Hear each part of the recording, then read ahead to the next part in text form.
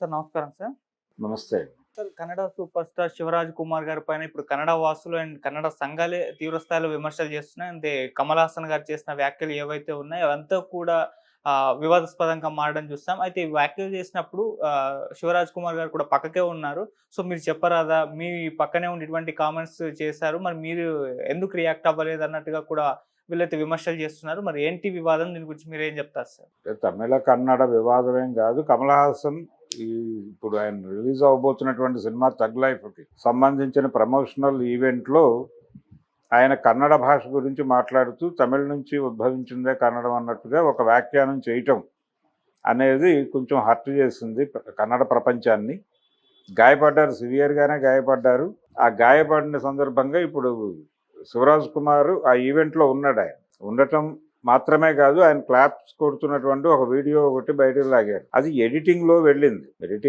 అయితే దానికి వివరణ ఇచ్చుకున్నాడు ఆయన శివరాజ్ కుమార్. ఆయన అంటే కమల్ హాసన్ని నేను బాబాయ్ అని పిలుస్తాను అని చెబుతూ ఆయన ఇతర విషయాలు అనేకం మాట్లాడాడు. ఆ సందర్భంగా చప్పట్లు కొట్టిన దాన్ని తీసుకొచ్చి ఇక్కడ పోస్ట్ చేసి నన్ను లాగుతున్నారు. నన్ను కూడా గాయపరిచింది ఆయన మాట. అలా మాట్లాడి ఉండకూడదు ఆయన, కానీ మాట్లాడాడు. పైగా ఆయన తెలియని మనిషి కాదు కాబట్టి చెప్పి చూద్దాం, ఆయన ఏదైనా కరెక్షన్ చేసుకుంటాడేమో అనే ఆశాభావం వ్యక్తం చేశాడు. కానీ నిజానికి ఆయన ఒక క్లారిఫికేషన్ ఇచ్చాడు. ఆ క్లారిఫికేషన్లో అందులో కూడా కొంచెం కొన్ని ఓవర్ స్టేట్మెంట్లు వెళ్ళినాయి. ఆ క్లారిఫికేషన్లో కూడా ఆయన ఎక్కడ సారీ చెప్తాను అనలేదు, సారీ చెప్పలేదు, చెప్తానని కూడా అనలేదు.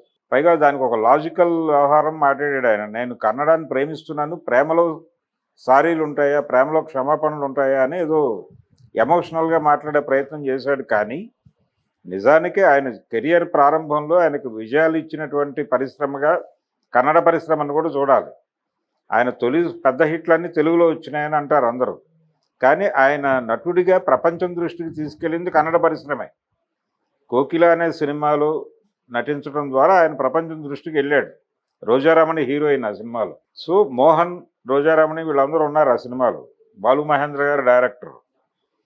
ఆ సినిమా తర్వాత ఇతర భాషల్లో రీమేక్ అయింది. కమల్ హాసన్తో కాకుండా వైజి మహేంద్రంతో అలా రీమేక్ చేశారు. కానీ కన్నడలో కమల్ హాసన్ చేశాడు. అది అతనికి బాగా పేరు తీసుకొచ్చిన సినిమా. దాని గురించి ఏదైనా మాట్లాడితే బాగుండేది. ఆ రోజు కన్నడ పరిశ్రమ నుంచి నాకు ఒక ఎలివేషన్ దొరికింది. ఇక్కడ బాగానే మాట్లాడాడు ఆయన. తెలుగు సినిమాల్లోనే నేను మొదట విజయాలు అందుకున్నాను, స్టార్ స్టేటస్ అనుభవించాను, ఇవన్నీ మాట్లాడాడు, బాగానే ఉంది. కానీ అక్కడ అలా మాట్లాడటం అంటే దానికి ఒక రీజన్ చెప్పుకున్నాడు ఆయన. అది కూడా ఇబ్బందికరమైన సమాధానమే. అంటే తమిళ్ వాళ్ళు చాలా బ్రాడ్ మైండెడ్, మేము ప్రతి ఒక్కరిని ఆమోదించాం. మైసూరు తెలుగు నేపథ్యం ఉన్నటువంటి వాళ్ళందరినీ మేము ఆదరించాం. జయలలిత గారిని, అలాగే మలయాళీ నేపథ్యం ఉన్నటువంటి రామచంద్రన్ గారిని, తెలుగు నేపథ్యం ఉన్నటువంటి కరుణానిధిని, వీళ్ళందరినీ మేము భుజానికి ఎత్తుకున్నాం. ఇవన్నీ మాట్లాడాడు. ఇవన్నీ అనవసరం అసలు. ప్రపంచానికి సంబంధించి మీరు ఆ రోజు మాట్లాడిన మాట కొంత ఇబ్బంది పెట్టింది వాళ్ళని. నా మాట మిమ్మల్ని ఇబ్బంది పెట్టుంటే నన్ను క్షమించండి అని ఒక మాట అంటే అయిపోయేది. అలా కాకుండా ఆయన తను మాట్లాడిన మాటలను సమర్థించుకునే ధోరణిలోనే ఉన్నాడు కమల్ హాసన్.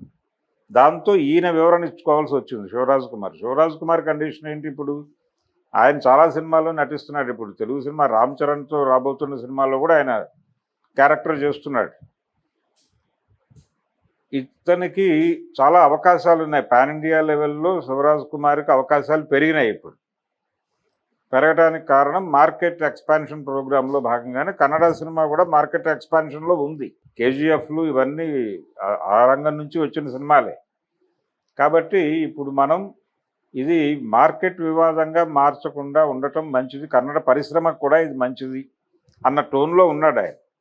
కొంత ఈ వివాదాన్ని సద్దుమణగ చేసే పద్ధతిలో ఆయన వ్యవహరిస్తున్నాడు శివరాజ్ కుమార్. బాధ్యత తీసుకుని ఇది చేస్తూనే కమల్ హాసన్కి కూడా కొంచెం చెబితే మంచిది. ఆయనకున్న స్ట్రెచర్ నుంచి ఆయన వెళ్ళి కమల్ హాసన్తో కూర్చుని కన్విన్స్ చేసి ఒక మాట చెప్పించేస్తే అయిపోతుంది. దానికి చొరవ చూపిస్తే మంచిది. ఆయన వీళ్ళని కంట్రోల్ చేయడానికి ప్రయత్నం చేస్తున్నాడు. ఆల్రెడీ ఆ ప్రయత్నాలు మొదలైనవి. ఇన్ ది సేమ్ టైం అటు కూడా ఒక ప్రయత్నం చేయగలిగితే బాగుంటుంది. వారు ఏదో వివరణ ఇచ్చారని వదిలేయకూడదు. ఆ వివరణ ప్రాపర్గా లేదు. ఆ వివరణ తర్వాత ఇంకొంచెం ముదిరింది అక్కడ గొడవ. అందుకని మిమ్మల్ని కూడా లాగుతున్నారండి. దీన్ని దృష్టిలో పెట్టుకుని ఇంకొంచెం ఎక్కువ స్పందించగలిగితే శివరాజ్ కుమార్కి అవసరం అది. ఎందుకంటే ఆయన మార్కెట్ ఎక్స్పాన్షన్లో ఉన్నాడు. ఆయన మాత్రమే కాదు, కన్నడ పరిశ్రమ కూడా ఉంది. కాబట్టి ఇప్పటికే బ్రాండ్ చేస్తున్నారు కన్నడ ఇండస్ట్రీని. ఈ బ్రాండింగ్ నుంచి కన్నడ పరిశ్రమను బయటకు తీసుకురాగలిగింది ఆయన ఒక్కడే. సో ఆ ప్రయత్నాలు ఏమైనా చేస్తాడేమో చూద్దాం. ఇవన్నీ ద్రవిడ భాషలు, ద్రవిడ స్పృహతో ఉన్నటువంటి వ్యక్తులుగా, అంటే ద్రవిడ ఉద్యమాన్ని కాపాడుకుంటూ ముందుకు తీసుకెళ్ళినటువంటి ఒక లీడర్షిప్ దీనిలో ఆ లెగసీని తమకు తాము ఆపాదించుకుంటారు అక్కడ తమిళ్ నుంచి. ఓకే. ఆపాదించుకోవడం వలన వచ్చిన సమస్య. అంతే తప్ప తెలుగుకి వీటన్నిటికీ సారూప్యతలు ఉన్నాయి. చాలా పదాలు తెలుగులో, ఇప్పుడు లిపిలో కన్నడ తెలుగు చాలా దగ్గరగా ఉంటాయి. అందుకని తెలుగు నుంచి పుట్టింది కన్నడ అని ఎవరన్నా అంటే కన్విన్సింగ్గా ఉంటుంది కదా అని ఎవరో మాట్లాడారు ఈ మధ్య. అది కూడా కరెక్ట్ కాదు. ఇవన్నీ ఒకే ప్రాంతం నుంచి నడిచినటువంటి భాషలు. ఇది ముందు పుట్టింది, ఇది వెనక పుట్టింది, దీనిలో నుంచి పుట్టింది అనడం తప్పు. చాలా తెలుగు పదాలు కన్నడలో కూడా ఉన్నాయి, తమిళ్లో కూడా ఉన్నాయి. కాబట్టి దీన్ని సంస్కృత జన్యాలు కూడా ఉన్నాయి, దీనిలో కలిసినాయి. తెలుగులోనూ కలిసినాయి, ఇతర భాషల్లో కూడా కలిసినాయి. ఈ కలయికల్ని కూడా చూడాలి. అంటే ఏ పాలకలు, ఉర్దూ విపరీతంగా కలిసింది తెలుగు భాషలో. తెలుగులో ఉర్దూ మిక్స్ చాలా ఉంటుంది. పర్టికులర్గా రెవెన్యూ టెర్మినాలజీ అంత సంతకం లేదు దస్కత్ అంటారు. ఇవన్నీ ఉర్దూ నుంచి వచ్చినటువంటి పదాలు. బజార్ అంటారు, అది ఉర్దూ పదం. ఇలా అనేక పదాలు, అనేక భాషల ఇన్ఫ్లుయెన్స్ ప్రతి భాష మీద ఉంది. ఇది దీనిలో నుంచి అంత మాత్రం చేస్తే ఉర్దూలో నుంచి తెలుగు పుట్టిందని ఎవరన్నా అంటే మొత్తం హర్ట్ అయిపోయి గుండెలు పగిలిపోతాయి కదా అందరికీ. పైగా ప్రాచీన భాషా హోదా కోసం ఒక కసరత్తు జరుగుతోంది. వాళ్ళు ఆల్రెడీ సాధించారు తమిళ్ వాళ్ళు. వాళ్ళు ముందున్నారు లాంగ్వేజ్ విషయంలోనూ కల్చర్ విషయంలోనూ. కొంత తమ ప్రత్యేకతను నిలబెట్టుకోవడంలో రాజకీయంగా కూడా వాళ్ళు ముందున్నారు. దాంతో ఛాంపియన్షిప్ని క్లైమ్ చేసుకునే క్రమంలో వాళ్ళు కొంచెం ఓవర్ స్టేట్మెంట్లు ఇస్తున్నారు. మదరాసీలనే పిలిచేవాళ్ళుగా మొత్తం అందరినీ కలిపి గతంలో ఎన్టీ రామారావు గారు ఆ మాట వాడాడు కదా, మదరాసీలుగా పిలువబడుతున్నటువంటి తెలుగు వాళ్ళని తెలుగు వాళ్ళుగా పిలిపించటం కోసం నేను ప్రయత్నం చేస్తున్నాను అనే మాట వాడాడు ఆయన పొలిటికల్ ఎంట్రీ ఇచ్చిన తర్వాత. ఇప్పటికీ అదే అభిప్రాయం, తెలుగు వాళ్ళు అంటే మదరాసీలు కాదు. తెలుగు అనే ఒక భాష ఉంది, వాళ్ళకు ఒక కల్చర్ ఉంది, వాళ్ళకు గొడవ ఉంది. ఇది ఎస్టాబ్లిష్ చేయడానికి చాలా యుద్ధం చేయాల్సి వచ్చింది. అలాగే కన్నడ నుంచి కూడా, కన్నడ ఇవన్నీ ఇండస్ట్రీలు, సినిమా పరిశ్రమకి సంబంధించి, పబ్లికేషన్కి సంబంధించి ఈ సంస్థలన్నీ కూడా మెడ్రాస్ సెంటర్గా ఉండేవి. మెడ్రాస్ ప్రావిన్స్లో ఉన్నాయి ఇవన్నీ కూడా. ఆంధ్ర రాష్ట్రం కూడా విడిపోయింది అక్కడి నుంచి కదా, తమిళనాడు నుంచి విడిపోయిన ఆంధ్ర రాష్ట్రం కదా అది. ఇప్పుడు నిజాం స్టేట్ ఆ రోజున విడిగానే ఉంది, ఇప్పుడు విడిగానే ఉంది. దీనికి ఒక కంటిన్యూటీ ఉంది, కానీ అక్కడ లేదు.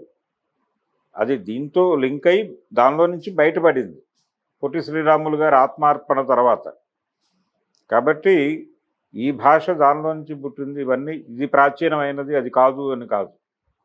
ఏ భాషగా ఇది ఉంది, ఆ ప్రాంతంలో పుట్టినటువంటి భాషలు అవి అక్కడ పెరిగినాయి. ఆ పెరిగే క్రమంలో అక్కడికి వచ్చినటువంటి పరిపాలకులు ఇతర వ్యవహారాలు జరపాల్సి వచ్చినప్పుడు వాళ్ళు భాషను విస్తరించుకుంటూ వెళ్ళారు. ఇది అన్ని చోట్ల తమిళ్లో కూడా జరిగింది, తమిళ్లో జరిగింది, అక్కడ కన్నడలో కూడా జరిగింది. కాబట్టి ఈ ప్రాచీన హోదాకి సంబంధించిన ఒక అకాడమిక్ డిస్కషన్ జరుగుతోంది. అయితే ఈయన ఈ భాషలో నుంచి ఇది పుట్టిందంటే వీళ్ళందరూ మెడ్రాస్లో ఉన్నారు కాబట్టి అక్కడ పుట్టారని క్లెయిమ్ చేసుకోవడం తప్పు. అక్కడ ఉన్నారు అంతవరకే, కానీ ఎవరి పద్ధతిలో వాళ్ళు ఉన్నారు, ఎవరి పుస్తకాలు వాళ్ళు అది చేసుకున్నారు, ఎవరి భాషా సినిమాలు వాళ్ళు తీసుకున్నారు, ఎవరి పత్రికలు వాళ్ళు నడుపుకున్నారు. చాలా ఇప్పుడు ఆంధ్రపత్రిక మెడ్రాస్ నుంచే వచ్చేది, మనకి బాంబేలో ప్రారంభమైంది అది. ఆ తర్వాత మెడ్రాస్కి తీసుకొచ్చారు, మెడ్రాస్ నుంచి వచ్చేది మనకి. ఆ తర్వాత విజయవాడ ఎడిషన్ ప్రారంభించారు వాళ్ళు, తర్వాత ఎప్పుడు చాలా గ్యాప్ తర్వాత. అందుకని ఈ వాతావరణాన్ని దృష్టిలో పెట్టుకుని అప్పటి క్యాపిటల్ మెడ్రాస్ కాబట్టి అక్కడ ఉన్నాయి అన్నీ సినిమా, అన్ని పరిశ్రమలు అక్కడే ఉన్నాయి. మలయాళీ ఇండస్ట్రీ అక్కడే ఉండేది. ఒక ఫ్లోర్లో మలయాళం జరిగేది వాహినిలో, ఓ ఫ్లోర్లో తమిళ్ జరిగేది, ఇంకో ఫ్లోర్లో తెలుగు జరిగేది. లంచ్ అవర్లో రాజ్ కుమార్ గారు, ఎన్టీ రామారావు గారు, శివాజీ గణేష్ను, ఎంజీఆర్ వీళ్ళందరూ కలిసి కూర్చుని భోజనాలు చేసినటువంటి సందర్భం గురించి ఈ మధ్య ఎవరో మాట్లాడారు. ఆ వాతావరణం అలా ఉంది. దాన్ని మీరు గొప్పగా పొగడండి కానీ మా నుంచి ఇది పుట్టింది ఇలాంటి మాటలు మాట్లాడద్దు. కమల్ హాసన్ మొన్న ఇచ్చిన వివరణలో కూడా ఈ ధోరణి ఉంది.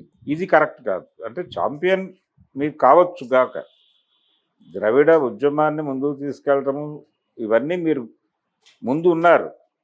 దాంతో ఎవరికి భేదాభిప్రాయం లేదు. కానీ మిగిలిన వాళ్ళని గాయపరిచే ప్రయత్నం చేయొద్దు. అందరినీ కలుపుకుని వెళ్ళండి.